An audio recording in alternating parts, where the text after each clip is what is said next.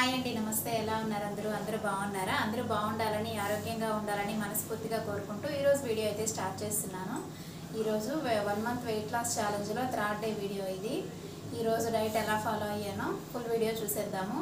అలానే first time మన channel చూసినట్లయితే ముందు నుంచి ఉన్న వీడియోలు కూడా ఒకసారి ప్లేలిస్ట్లోకి వెళ్ళి చెక్ చేయండి. వీడియో మన ఛానల్లో హెల్తీ ఫుడ్ ఉంటుంది, అలానే వెయిట్ లాస్కి వీడియోస్ కూడా ఉంటాయి.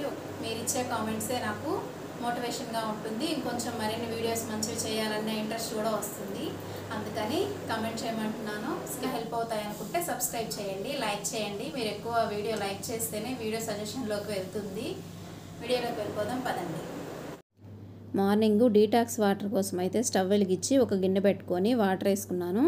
దానిలో కొంచెం జీలకర్ర, సోంపు, వాము, కొంచెం ఉప్పు వేసి బాగా ఉడికించుకొని ఫిల్టర్ చేసుకొని మార్నింగ్ అయితే తీసేసుకుంటున్నాను. ఇది డీటాక్స్ వాటర్ అయితే 7కి తీసుకుంటున్నాను. ఇప్పుడైతే బ్రేక్ఫాస్ట్ 10కి తీసుకుంటున్నాను. దీనికోసం నవారా ఇడ్లీ అయితే చేసుకుంటున్నాను ఈరోజు. ఆల్రెడీ నా దగ్గర రెడ్ రైస్ పిండి ఉంటుంది, brown rice, red rice dosa పిండిలు ఉంటాయి. దీంతో నవారా ఇడ్లీ అయితే చేసుకుంటున్నాను. ఈ ఇంటర్మీడియట్ ఫాస్టింగ్లో ఎంత తిన్నామని కాదు, కొంచెం తక్కువే తింటాము. అలానే టైం ఉంటుంది, మనం తినకుండా గ్యాప్ ఇచ్చి తినాలి. నేను ఈవినింగ్ 6కి అంతా నా డిన్నర్ కంప్లీట్ చేసి నెక్స్ట్ డే మార్నింగ్ 10కి తింటున్నాను. నేను అట్లా తినడం వల్ల 16 గంటల పాటు ఏమీ తినకుండా ఉంటున్నాను. ఇదండి, నేను కొబ్బరి కారం చేసుకున్నాను. దీనికి తిరగమాత పెట్టాల్సిన అవసరం కూడా లేదు. నవారా ఇడ్లీ కొబ్బరి కారంతో నా బ్రేక్ఫాస్ట్ అయితే అయిపోయింది. ఇప్పుడు బీరకాయ పప్పు చేసుకుంటున్నాను మధ్యాహ్నం లంచ్లోకి. బీరకాయ పప్పుకి 1 కప్పు పప్పు నానబెట్టి పెట్టుకున్నాను. అలానే టమాటాలు, పచ్చిమిర్చి, కట్ చేసుకున్న బీరకాయ ముక్కలు కూడా వేసేసుకొని కొంచెం పసుపు, కొంచెం చింతపండు కూడా వేసి కుక్కర్లో విజిల్ పెట్టుకోవడమే. ఒక 3 విజిల్స్ వచ్చాక, ఒక 3-4 విజిల్స్ వస్తే చాలు, మెత్తగా అయిపోతుంది. నేను ఆయిల్ కూడా ఏది వాడాలని కాదు, అన్నీ కొంచెం కొంచెమే వాడుతున్నాను. పాలమీగడ, నెయ్యి, అలానే వెన్న, గానుగ నూనె ఇవే వాడుతున్నాను.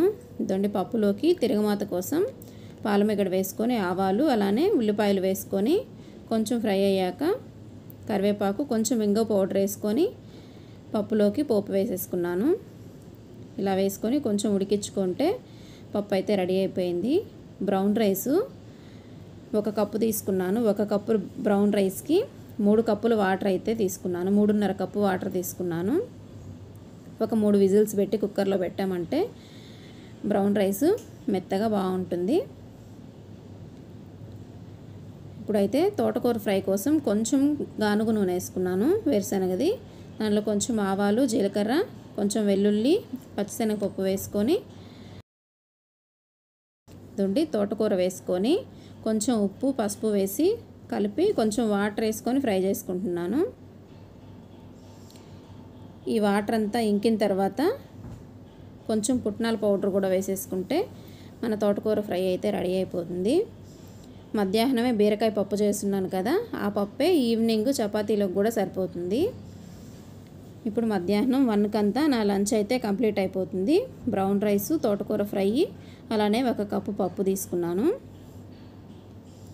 ఈ పప్పుతోనే ఈవినింగ్ చపాతీలోకి ఇప్పుడు తోటకూర చపాతీ చేసుకుంటున్నాను. ఈ తోటకూరని కొంచెం చాప్ చేసుకోవాలి, బాగా సన్నగా. మిక్సీ అయినా పట్టేసుకోవచ్చు మెత్తగా పేస్ట్ లాగా. దీంట్లో కొంచెం సాల్ట్, అలానే కారం, కొంచెం పసుపు వేసుకొని వాటర్ వేసుకొని చపాతీ పిండిలాగా కలుపుకోవాలి. ఈ చపాతీలతో అయితే నా డిన్నర్ 6కి అంతా, ఈవినింగ్ 6కి నా డిన్నర్ అయితే కంప్లీట్ అయిపోతుంది.